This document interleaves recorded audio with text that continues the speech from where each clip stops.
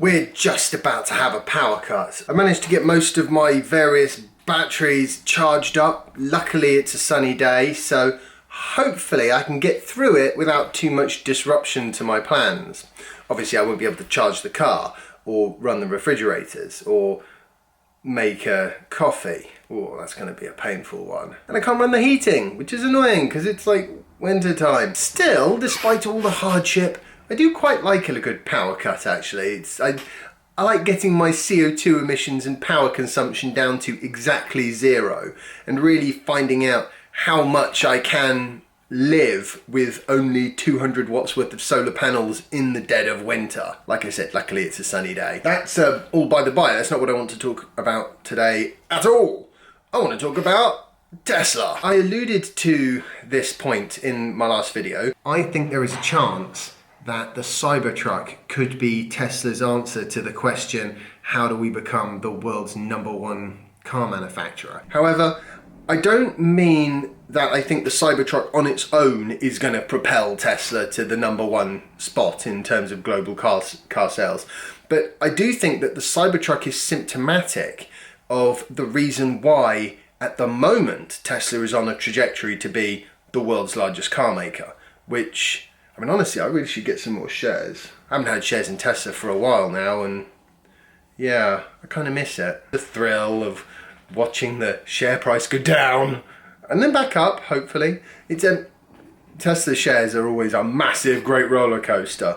You know, buyer beware and all of that. But I can't complain. After all, that is kind of where my Model S came from, and I've had a fantastic time with that over the last 122,000 miles. Okay then, so not having a power cut after all. That was all planned for today. I'm a big believer in a certain degree of on-site power generation and storage for your home. It's one of the reasons why I would love to have a Powerwall. I don't have a Powerwall because I can't put anything like enough solar panels in the garden to make it worth having, and the planners won't let me have them on the roof. Still, in principle, that's what I think is a good idea, and I do have a fair few solar panels kicking around the place, just sort of small kind of camping size ones and small sort of camping sized batteries as well.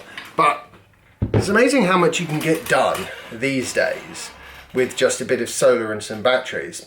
Partly because things like laptops and phones that use so much less power than what we used to have, which was sort of, you know, big wireless phones that were plugged in, and you had a great big desktop computer that would use 350 watts standing still doing nothing. Yeah, things have definitely moved on from a power consumption point of view, at least when it comes to personal electronics. I'm going to grab a quick run now, you know, 5k a day and all that, got to keep up with it.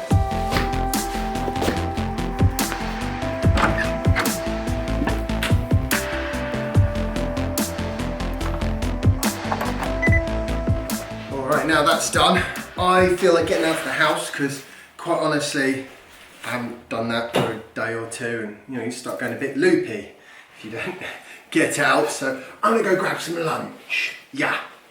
And I'm not gonna take my car because what's the point? It's just me and a small bag. Take the bike instead. Tesla just make EVs. In fact, in the first half of 2019, they were the global leader in EV sales.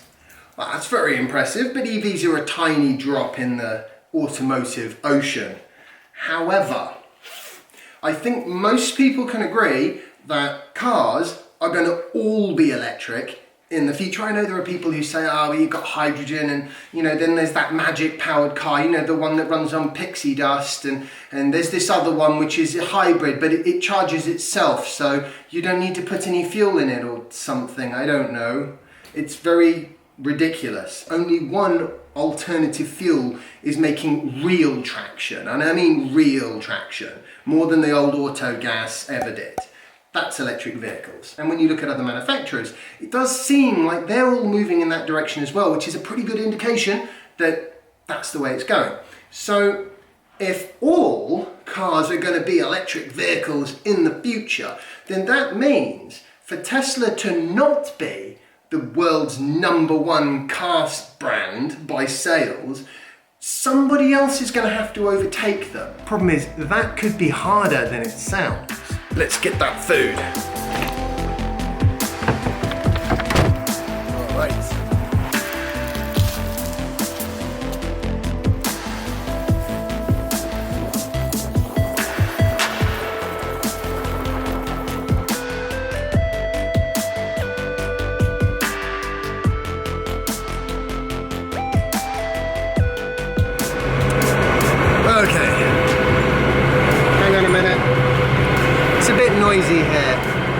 look forward to the days when all these noisy internal combustion engines are not here. Luckily, I brought a mic with me. Okay. Testing, 1, 2, 3. Yeah, excellent. Good. I'm going to just pop that there. Okay, hopefully now I will be able to be heard above the volume of the traffic, and if not, I will have learned a valuable lesson.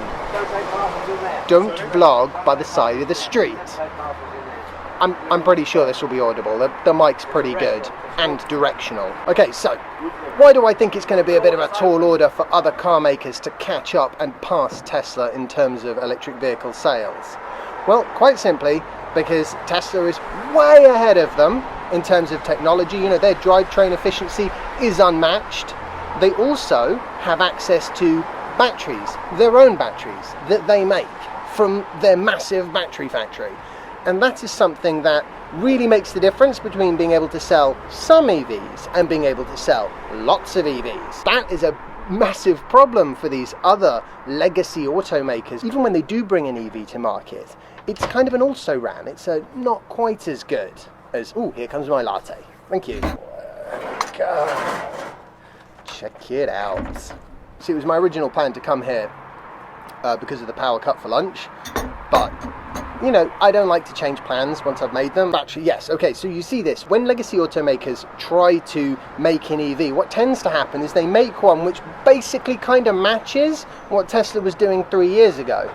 And even then, they can't make them in sufficient numbers to actually satisfy demand, assuming that they actually market them at all, which quite often they don't really bother all that much, because they don't make as much money on them.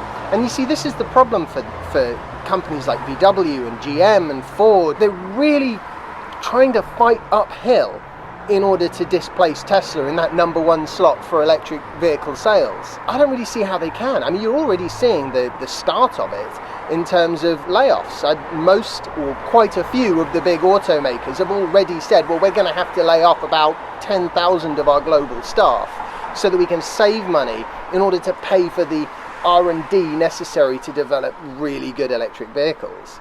And even then, they're still not as good as Teslas. And on top of that, no matter how good they are, the charging will always be better with a Tesla, because Teslas can use superchargers, they can use CCS, and if you have an old Model S or X, you can have a CHAdeMO adapter as well and charge from that. And it's got pretty decent onboard 3-phase AC charging. So yeah, I don't see how they ever think they're going to get to that #1 spot, which means as EVs become a larger and larger proportion of the total car sales, and Tesla grows along with that, and they show every sign of doing that. I mean, they've got their Gigafactory 3 in China, they've got a Gigafactory they're going to build in Berlin. Shame that's not going to be in the UK. I wonder why. I mean, seriously, it's actually quite annoying. I would have quite liked the Gigafactory to be based here. And the R&D centre, that would have been awesome too, but unfortunately that's going to Berlin as well.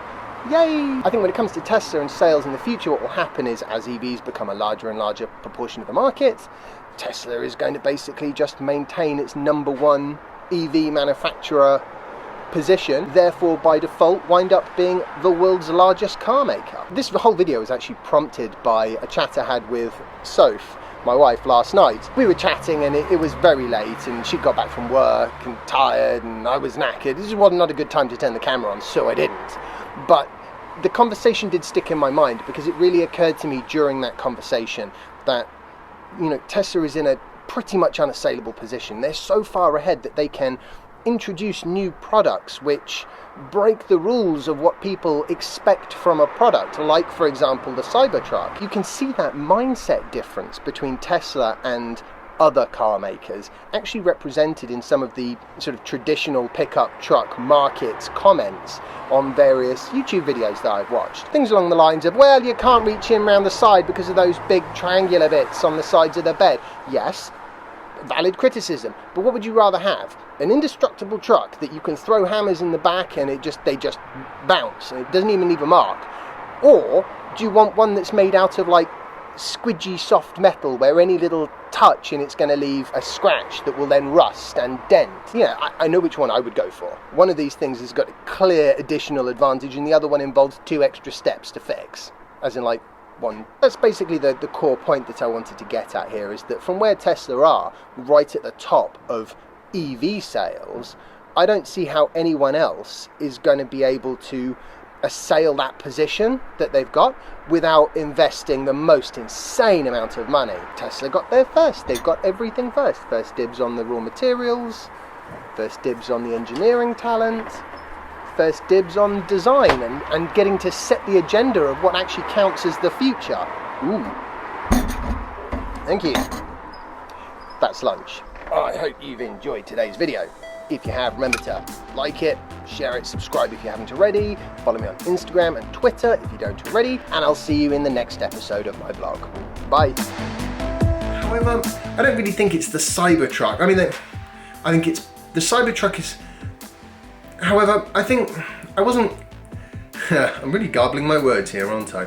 Things along the, and I'll see you in the next installment of my, of my vlog. Sorry, it's been such a long time since I've said it. It's not been that long, but it feels like a long time.